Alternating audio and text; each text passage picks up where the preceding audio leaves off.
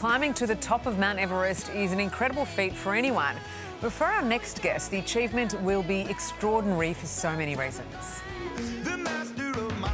From a spinal injury ward to the top of Mount Everest. It's an unimaginable journey, but one Jason Kennison is embarking on. Seriously injured in a car accident back in 2006, Jason was told his career was over and that he'd probably never walk again. Jason defied the odds, slowly but surely learning to walk. Then 3 years ago, Jason defied the odds a second time, spinal nerve damage forcing him to learn to walk again, and that he did. Now, Jason is taking his determination to new heights, attempting to summit Mount Everest next month. Hoping to raise money for Spinal Cord Injuries Australia along the way. This is a powerful story. Jason Kennison joins us now in the studio. Morning, Jace. How are you? All right, how are you? No, great to see you.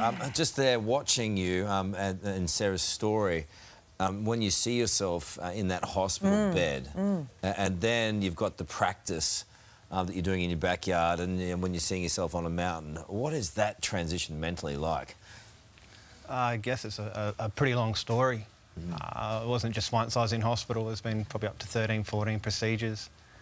And to get to where I am now, I think looking back, it took a lot of my confidence, my self-esteem. I think each injury that I had, and that really affected, I guess, made me a bit more insecure. And I sort of developed this persona to cover that and hid behind that for 15 years. Yeah, right. Which makes everything you've achieved so much more incredible, because it really does take a lot of mental strength to pull yourself out of that and to have the determination to achieve that goal, to walk again. Yeah, and I think that was the key thing, was to set some goals. And it probably started with a simple gift that I had from someone close to me that probably saw through that fake persona that I built with those insecurities. And I sort of always wanted to surf but never did.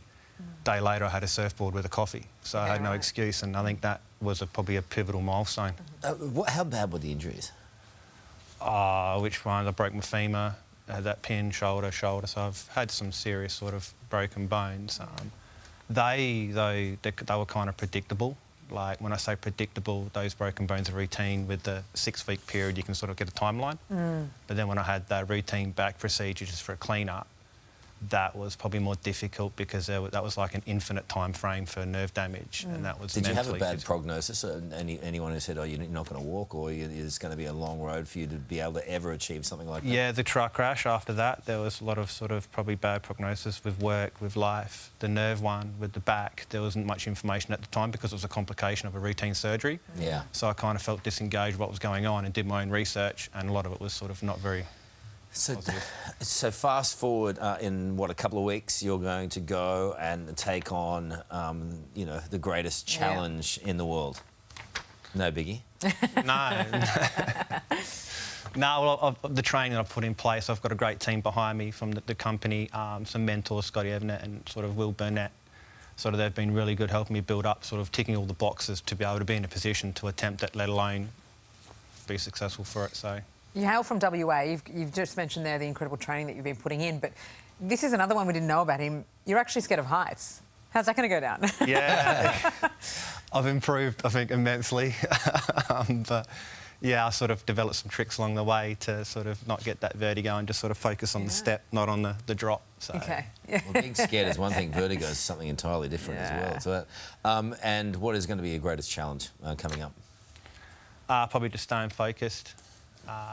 Just believing in myself. I think that's an area which I've sort of lacked in, just sort of having that confidence to be me, be authentic, and just push through. Can you do us a favour? Can you stay in contact with us? Because we're going to follow your journey, and our audience will absolutely love this story, because and you deserve as many eyes on you as possible. It's a great cause you're doing it for as well. Yes, I guess for that back rehab, sort of going through that procedure, I could sort of relate to that sort of situation, and if I had sort of the access, like Spinal Cord Injuries Australia, probably wouldn't have been as tough on me mentally. I wouldn't have spent 3 days crying in hospital wondering what my future would look like.